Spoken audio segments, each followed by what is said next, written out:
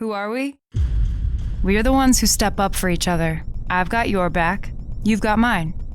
Kindness, humility, empathy. It's not just talk. It's who we are. It's who we always have been. And no one can take that from us. The movement to bring it back, it started here. And here. And here. In school gymnasiums, community centers, the living room down the block. You'll be where? Okay, we'll be there. Who are we?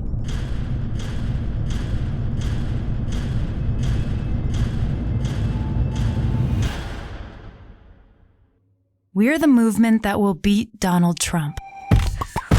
Welcome. We're going to have to sweat for it. We're going to have to sacrifice and fight.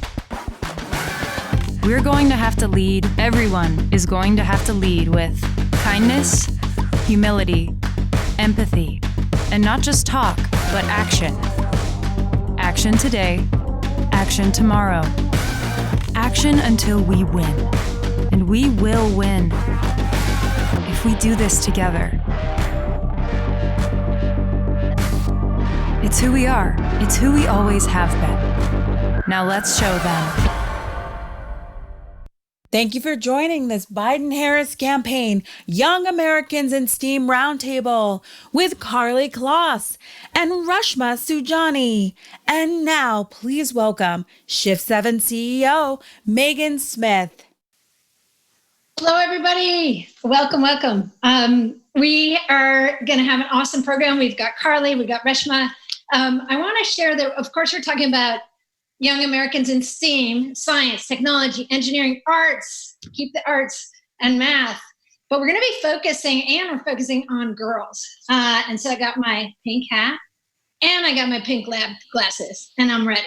Okay? Because we all belong in STEM, men, women, everybody. So without further ado, I'm going to pull in the most amazing colleagues for this conversation. And I also would share that I got to serve as the United States Chief Technology Officer for President Obama and Vice President Biden. They are incredible techie, science geek people. They're with us. They love this stuff. They include us. And we're going to get into that. And one of the things that's really cool is we launched Computer Science for All with Vice President Biden and President Obama. And they believe that computer science should be for all people and any topic you care about applying it to. And especially, I love the point of kindness at the top. So I want to get to my awesome colleagues. So first up, Karlie Kloss. She's an American supermodel. You know her. She's an entrepreneur, a philanthropist. She's originally from St. Louis. And I would share that I was with Vice President Biden in Launch Code, which is an amazing coding boot camp and inclusion space for tech that's north of Del Mar. Love that place. Love St. Louis. They were leaders in tech hire and CS for All, your hometown. You have walked and shot campaigns with top designers, including Christian Dior, Alexander McQueen, Versace, others, and you are a techie. You founded Code for Kloss in 2015. Thank you, thank you, thank you. It's a nonprofit that focuses on creating learning experience and opportunities and community for young women to increase confidence, number one, and experience, and inspire you all to come pursue careers that include tech no matter what it is. It might be the tech industry, or it might be civic or philanthropy or peace building with tech. And now I guess I'm reading 5,000 women. Karlie, awesome. So flagship summer camps. Thank you, thank you, thank you. And you and I have worked together before, which is awesome. Reshma Saujani is joining us today. She is the founder and CEO of Girls Who Code, which started small and has exploded. 300,000 girls across 50 of the United States, Canada, India, UK, growing in other countries. The organization is reaching millions and millions of people. And also, you have been a thought leader with all of the adults who would, realize, oh, why don't I just include my girls and my boys in all of this program? So just thank you so much for all the work both of you have done, and our many colleagues in the CS for All movement, and Kimberly Bryant with Black Girls Code, the team at AI for All, others. There's so many of us, including teachers who've done such a beautiful job bringing coding in their classes. And I want to shout out my favorite, which is the Muskogee Creek Tribe in Oklahoma that teaches robotics in Head Start. So there's like these little boards that are just inside your phone and you could learn about them and program them, and we can make things and make this world a better place, whether it's climate or justice or anything. So I'm going to turn to you guys. All right. Welcome. What a beautiful introduction. I couldn't agree more. Teachers play such a vital part of this conversation. But first, Megan, thank you so much for the kind introduction. And I am so excited to be here today to support the future of women in STEAM. And I'm honored to be in such incredible company with Reshma and yourself and the amazing students who will be joining us very shortly. I don't know, Reshma, your kind of background, but how I got started in all of this was I didn't have access to these kind of courses in my school growing up. And it wasn't until I was an adult and living in New York and took kind of an entry-level class in 2014. And I was inspired to learn these skills and inspired to understand kind of how these skills were rapidly building big companies and solving big problems, and how this superpower and this language of code worked, and I wanted to understand that. And a lot of young students don't have access to that opportunity. But I'm really excited to be here today and talk about why it's so important. Yeah, that's so great, Karlie. I mean, I can totally relate. For me, I'm the daughter of refugees. My parents came to this country from Uganda with nothing but an engineering degree and $10 in their pockets. So when you asked a 12-year-old Reshma what she wanted to do, I wanted to give back to this country that had literally saved my parents' life. And the way that I thought I was going to do that was by running for office and being a public servant. I failed miserably at that. But as part of that experience, when I was running for office, I would go into schools and I would go into computer science classes. And I would see like lines and lines and lines of boys trying to be the next Mark Zuckerberg or, the next Jack Dorsey or Steve Jobs. And I kept thinking to myself, like, where are the girls? And because I wasn't a coder, right? Because this wasn't my field, it just didn't make sense to me. But one thing I did know was that those jobs paid really well. And as someone who's worked from everything from Baskin Robbins to Limited Express, like good paying jobs were the American dream. And so that's what really inspired me to start Girls Who Code and to build it as a movement that teaches and focuses on underserved girls. Right now, every day there are people out on the streets, right? In Portland, in Kenosha, right? All across the country who are demanding racial justice. And so much of good paying jobs is connected to racial justice, right? Because we know that the lack of women and people in color, that's not separate. Like tech equity is not separate from pay equity, which is not separate from the wealth gap, which is not separate from the healthcare gap, which is not separate from police brutality. This pandemic has disproportionately affected people of color. And we know when it comes, Karlie and you and I were just talking about this yesterday, right? When we know when it comes to the students who went through our programs this summer, they are desperately wanting to learn how to code so they have a chance at the American dream. And that's why I think that this work and, what the Biden-Harris administration is going to do to further this issue is so, so important. Yeah, thank you guys so much for the work. And I think what's so wonderful, and would love for you to just talk a little bit about some of the young people in the programs. I'll share one young woman I came across. This is Grace. She's teaching the police chief in New Orleans how to code, because the data has been open for policing and justice, like officer-involved shooting, use of force data, these data sets. And Ida B. Wells, who was a data scientist and a journalist from 100 years ago around these topics, if you really know about her, and I encourage everyone to, if you don't know who she is, look her up. But the way to right or wrong is shine a light of the truth. And one of the ways you can do that is with arts, with policy, and with data science and tech. And so what's wonderful is Senator Harris was part of opening policing data in San Francisco and in Dallas teams also, but her work was part of those many people, this New Orleans team. And it would allow all of you to roll up your sleeves on the code to help with justice, to help with challenges. So can you guys share a little bit about the kinds of things? A lot of people are like, why would people do this? Well, these are some of the reasons why, just extraordinary, heroic things that you guys see so many girls get up to. Oh my God. Karlie and I are like, how do we start? I mean, it is just, girls are change makers, right? When you look at every movement that's been created over the past couple of years, whether it's Black Lives Matter, climate change, gun control, it has been led by young women and girls. And we see that in our program all the time. One of my students, Cora, when we started in 2012, and we've taught over 300,000 girls and reached millions. And I am always blown away by the things that they want to create and the problems that they want to solve. One of my students created an algorithm to detect whether a cancer is benign or malignant because her father had cancer. One of my students created a tool because she had been bullied at school, and there was a girl in her community who had committed suicide because she was being bullied, and she wanted to shine a light on that issue. I had a group of girls in Atlanta, Georgia, build a website to teach people about Black girls' natural hair. I recently, this summer, had a student, Katrina, who built 3D printing PPE equipment for healthcare workers in New York City. I could go on and on and on and on. But this is why I think the both of us and so many of the other people that are in solidarity, like Kimberly Bryan at Black Girls Code and Code 24, all of these amazing, we do this because we believe that these young people are literally going to save this country because they care about it and they're compassionate and they're constantly thinking about what they can do to support their communities and their families. Yeah, very much so. Karlie, you and I were on stage with Gitanjali, who was, I think, maybe 10 or 11 at the time, and she had created, a new filter for removing lead from water for Flint. And she was working on applying for a patent and trying to raise money, and it was wonderful.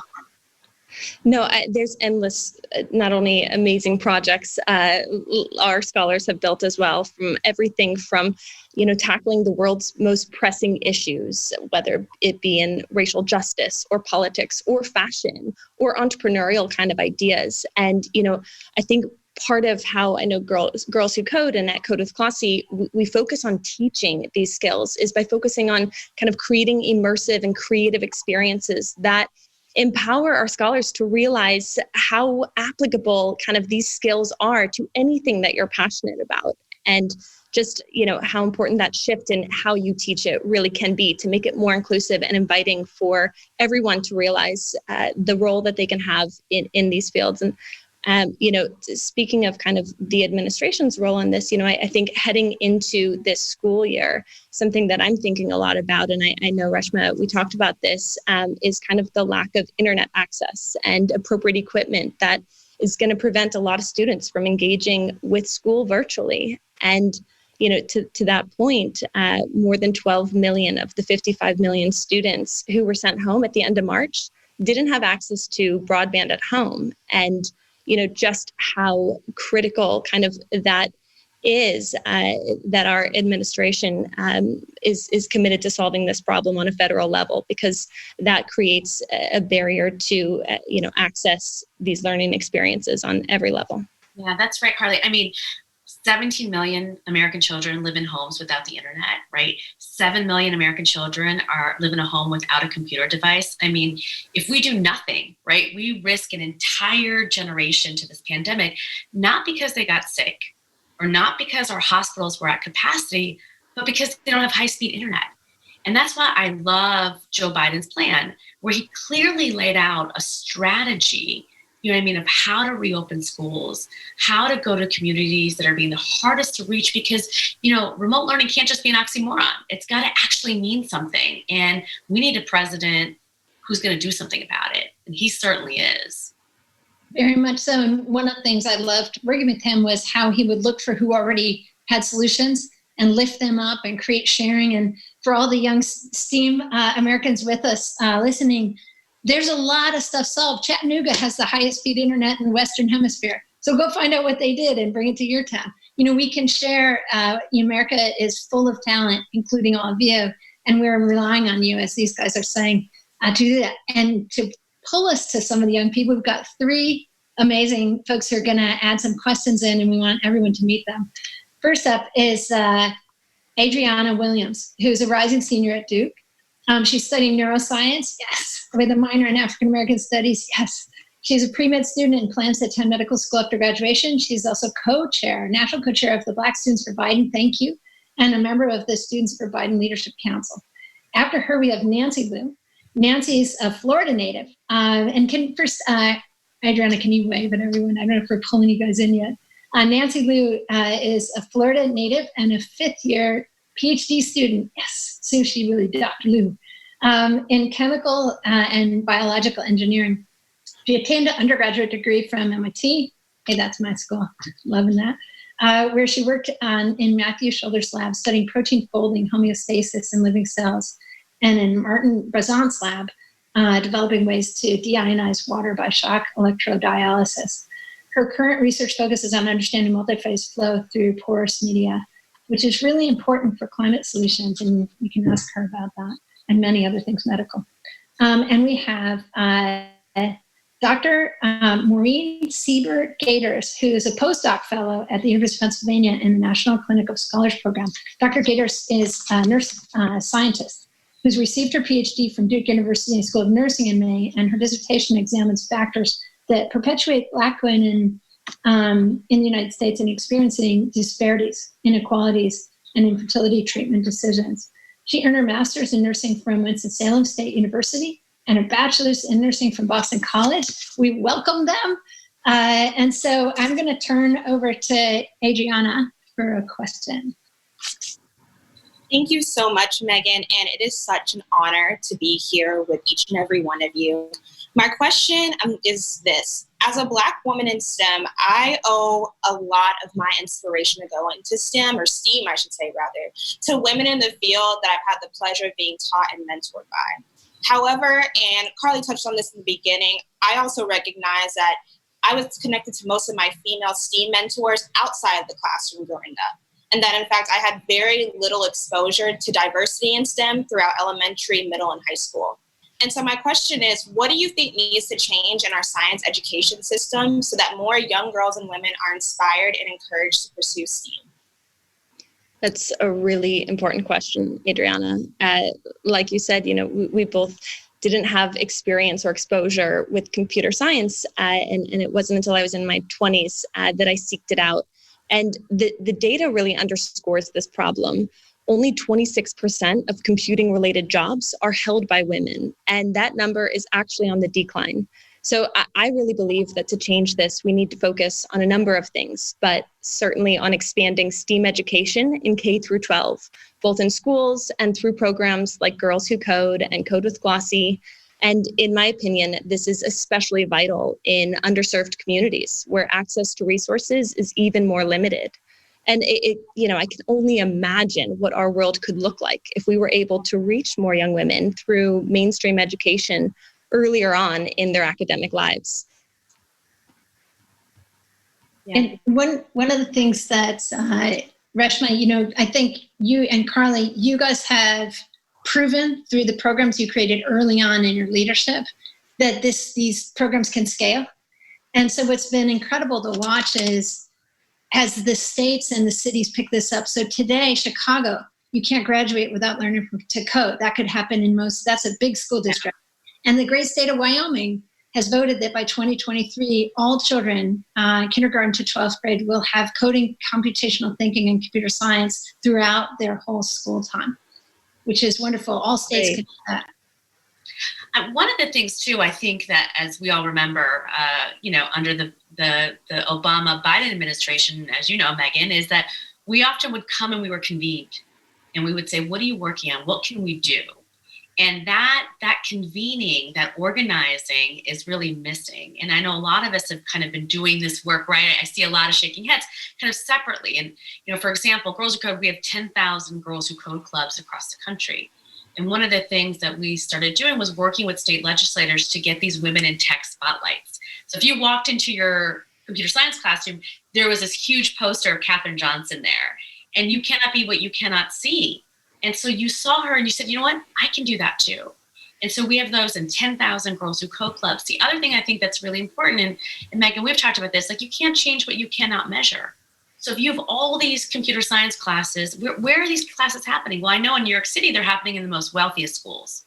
In schools in the Bronx, in Brooklyn, those kids don't have exposure to computer science. And they normally only have it at Girls Who Code or Code with Glossy or Black Girls Code after school programming that offers them that. And so we've worked with Republican and Democratic governors because we didn't have a president who was willing to take this on to say, let's measure women, the numbers of women and people of color in CS classrooms. Who's taking it?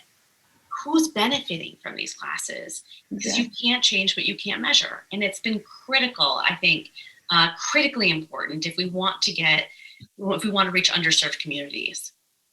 And, notably, women of color get left behind the most. And so it's all the work we need to do to make it clear the extraordinary, heroic, technical work lots of women of color have done for the whole history of humanity.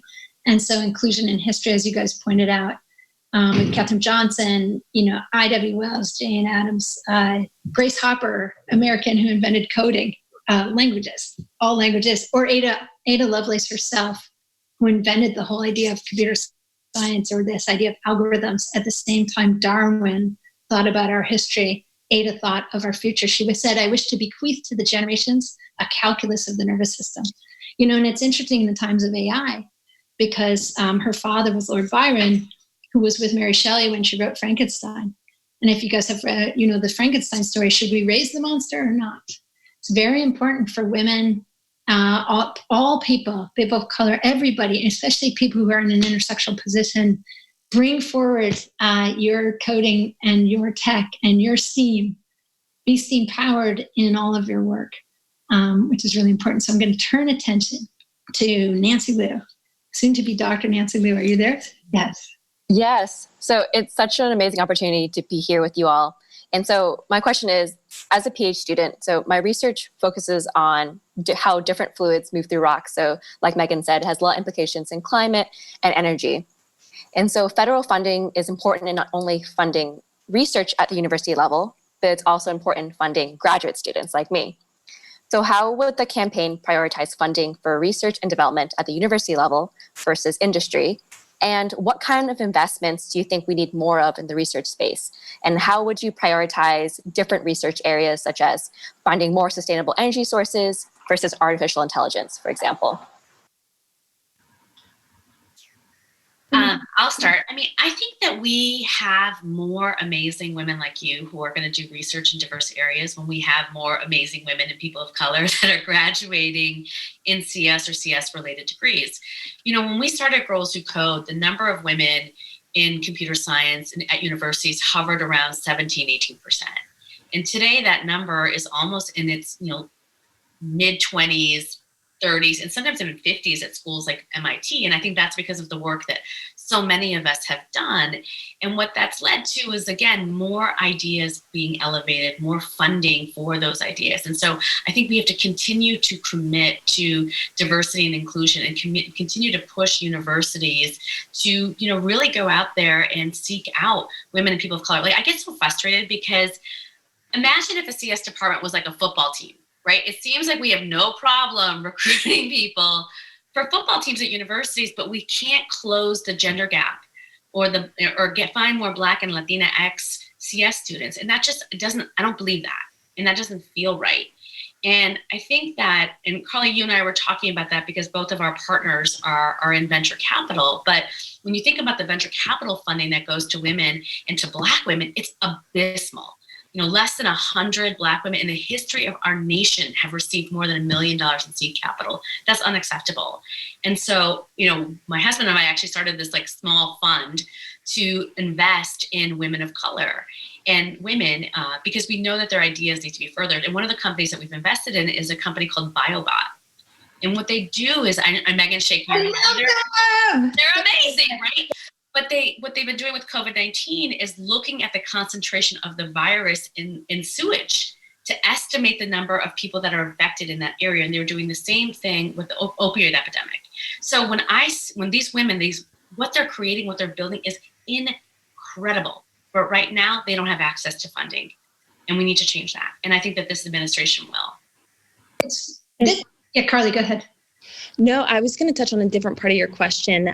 You had mentioned AI, and I think AI has incredible potential to positively transform the way that we live, and it's already doing so in many respects. But there's this amazing woman. I don't know if you guys have heard of her. You should look into her work if you haven't. Joy Buolamwini. She founded this organization called the Algorithmic Justice League, and she's a researcher at MIT. And she became interested in studying AI when she was a grad student and discovered that some facial analysis software couldn't detect her face until she put on a white mask.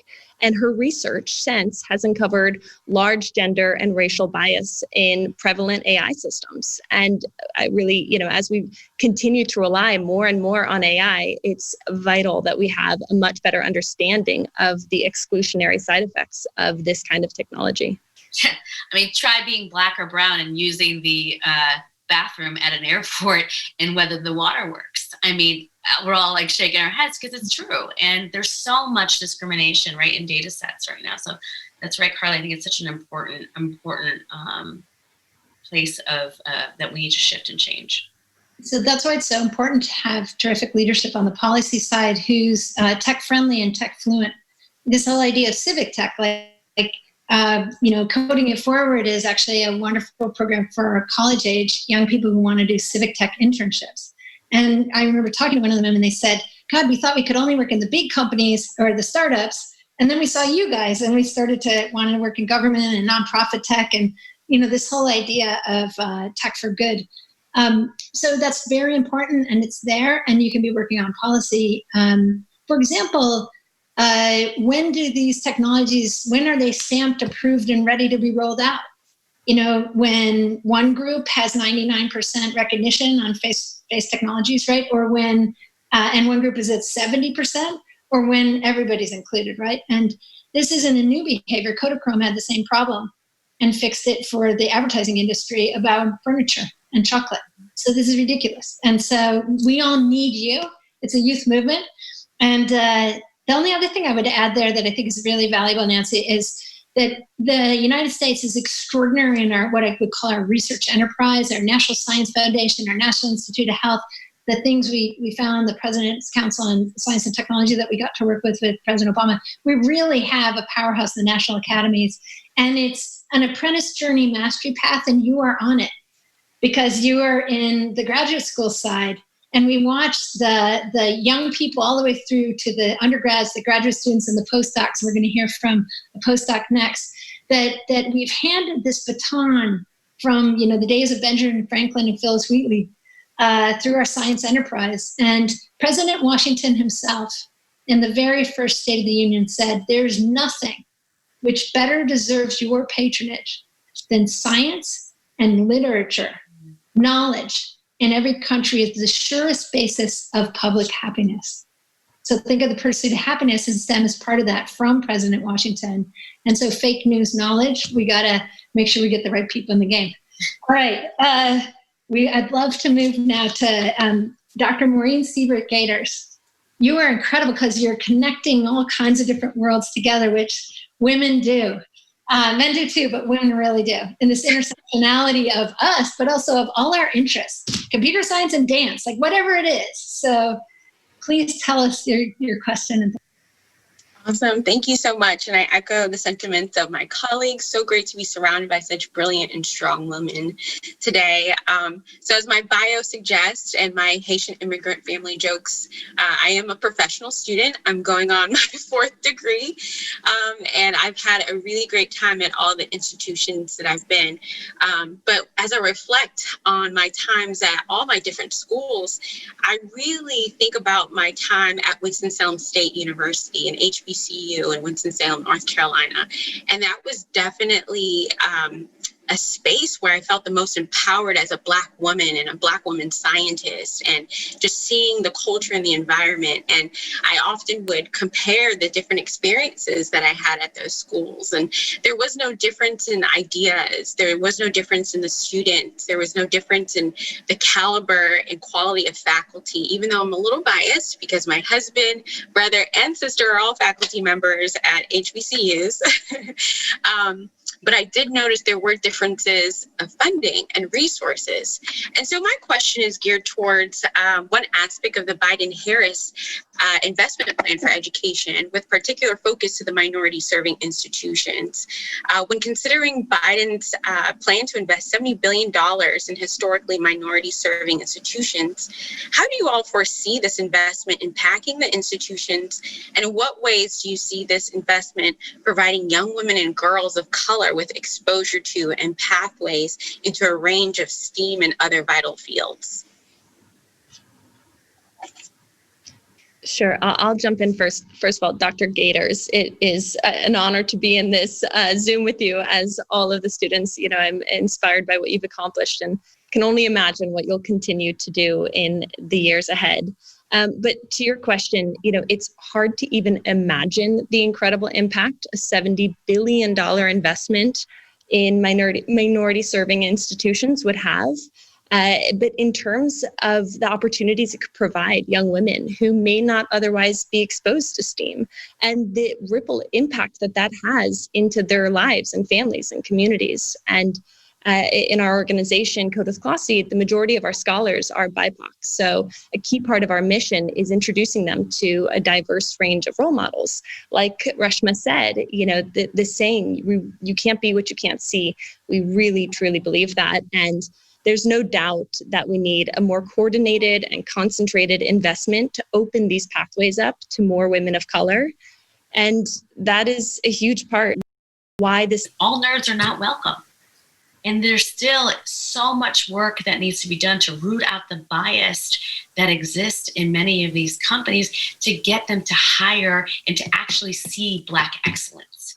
And I think so much of what has happened in the streets and the conversation that we're having since George Floyd's murder is for people to recognize and see Black excellence. And so to have an administration that's actually going to invest in it and invest in historically Black universities that have forever trained Kamala Harris, as Karlie said, there is no better role model for me as a South Asian woman to see, her in that spot and to see what she's going to do. And so I think that we finally are going to have an administration that is going to do something and see the inequity that exists in our society and invest in communities and help continue to invest in Black excellence. Thank you, Reshma. Thanks, Karlie. Thank you, all of our questioners. Exactly. We, our tribal colleges, our historically Black colleges, our minority serving institutions are filled with talent, the faculty and the students. And so I love that focus. It's going to be extraordinary what happens with that. And so we got to get these guys into office. And having had the personal chance of working with both of them, both Vice President Biden in the White House, and of course I'm originally was living in San Francisco for a long time, so I know Senator Harris from her earlier work. These guys understand team, they understand technology and its assets as well as all the other fields, and they really know how to pull the best talent together. And as Reshma was talking about these convenings, Americans are great and get things done. And somewhere in this country, somebody's fixing something. And if you can go find them and accelerate them with policy programs that really take the diversity of America, the federation we are, the United States of America, and all of that breadth, and realize that all of the disciplines belong. And for all of you guys to be here is really wonderful to have that steam power. One thing I'd shout out is it's been one of the milestones this week, the 100th anniversary of women's vote. And so we've been reflecting on the Voting Rights Act and on the American vote, later in these milestones we've hit. And one of them, from the 1800s, the Declaration of Sentiments, which is still missing. I launched a search for it, so we're looking for it. But this founding document from Seneca Falls, that was a policy piece. And I would encourage you to read the last couple of the 16 sentiments, because the last one talks about a systemic destruction of confidence that's coming at us. And they wrote that in 1848. So when you feel that personally, just know we're all here. Just remember the Zoom call or whatever it is. We're in community and we know we belong. We've always belonged, and we've been doing that for a long time. And what's wonderful is the Biden-Harris team knows that and is ready to put policy and the full force of the American government into accelerating this American talent for our future. And every time we have a tech innovation job, we get 5 more jobs, according to Enrico Moretti's research. So we want that all over America, in every town and city and rural. Megan, can I add to that? Because I'm staring at your shirt, sure. And I'm thinking about,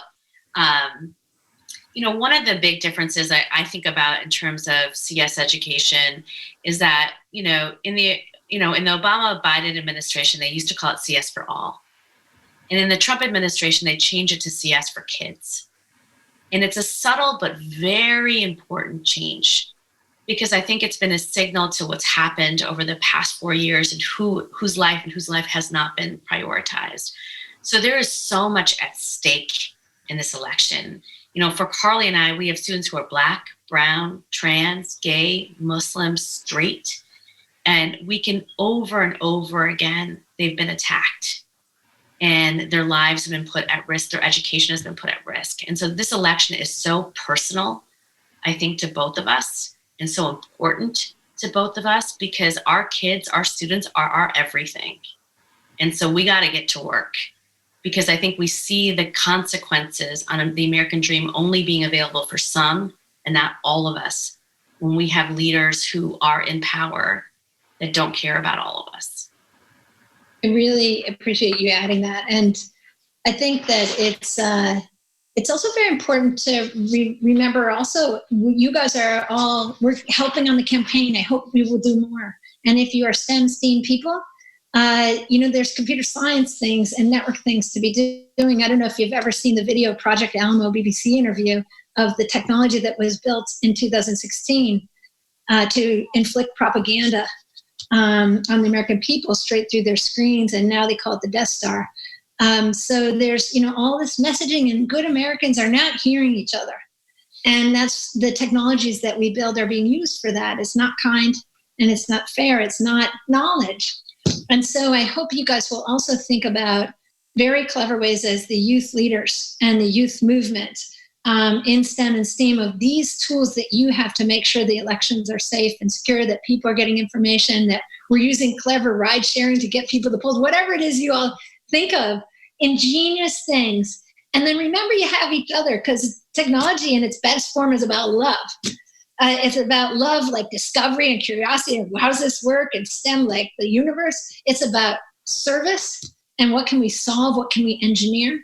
And it's about how can we help others with medical things, those things. And it's about community. How do we help each other discover our greatest talent and work together to have the better living planet and community that we want? So with that, I'm going to turn us. Thank you, Reshma. Thank you, Karlie. Thank you, our question team. Thank you all, everybody here. And so Olivia, are you there? Olivia Brishu, you are, I understand, the Michigan Campus Regional Field Director, and campaigns are, if we're not local and we're not talking to each other, every vote counts. And every one of you who are working locally, it's all about personal contact, digital contact, and what you can do. So you're the field rep who can tell us more about JOAP and pause how we can download, how we can do that thing. So I'll turn it over to you. Thank you, everybody. Yeah, thank you so much. And thank you to all of the really amazing, powerful women on this call. It's really an honor to be a part of it today. So I am the Regional Field Director for our campus program in Michigan, where we are focused on young Americans. So that's folks who are ages up to 35 years old. So in Michigan, Donald Trump in 2016 won by 10,704 votes. And so that's a number we say here a lot because I deeply believe those votes will be found with young people and with students. So that's why we're focusing so much on young Americans this election. So one of the ways that we are using technology to reach people during COVID is through our really, really awesome, exciting app, Vote Joe. So I'm going to ask all of you, including our panelists, to take a moment and download that app. So you can do that by texting the word youth to 30330. So we're just going to take a minute right now for you all to do that. Again, you're going to text the word, I see Megan grabbing her phone. Thanks so much. I'll text the word youth to 30330. So I will give y'all a minute to do that. So while we are waiting for it to download, I am just going to make a little plug for you all to make your plans to vote today. It is really important just in our brains that we are kind of planning out how we're going to vote. Are we going to be voting absentee? Do we need to request that ballot? How we're going to prepare to vote on November 3rd. So I ask that you all take a moment to plan that out as well. And you can check your voter registration at iwillvote.com. And actually, when you get the app open, it'll prompt you to go there as well. And you can just make sure that's all up to date with your current address. And so if you need to vote by mail this year, we really, really ask that you that you request your ballot literally today. Do it right now, because, it can take a little while for those to come in the mail. So request your ballot as soon as possible. And so once you're in the app, you can see some exciting updates that we can text folks and text our friends to register as well. So now that everyone has their apps downloaded, I'm asking that you're going to open that up. I'm going to pull it up on my phone as well. Once you're in the app, you can actually sync it with your contacts so that you're able to text folks like right from the app, and it's super streamlined, super easy. You can be on the homepage. It will ask you to register to vote. There will be some prompts there. And I'm going to ask that you scroll a little bit down to the blue button that's going to say text your friends or message your friends. It's going to say something like that. So you can click that, and you can then check off the friends that you want to text. I am going to text my mom. I'm going to text my friend Abby. You can choose who you want to text, and then go through there, and there will be some helpful prompts to just go through and text folks to register to vote. And so once you go through there, you can just commit that data. You can click send data, and then we will be able to find out who is supporting Joe, who needs to register to vote, and get all of that good info. So if you're in Michigan, we definitely ask you to join our team as well. And yeah, thank you so much. That's my plug for talking to our friends about registering to vote. When I dance to the beat of a drummer you don't hear and you dance it. So if I look off beat to you, well, the problem must be you, not me. Irregular but never irrelevant.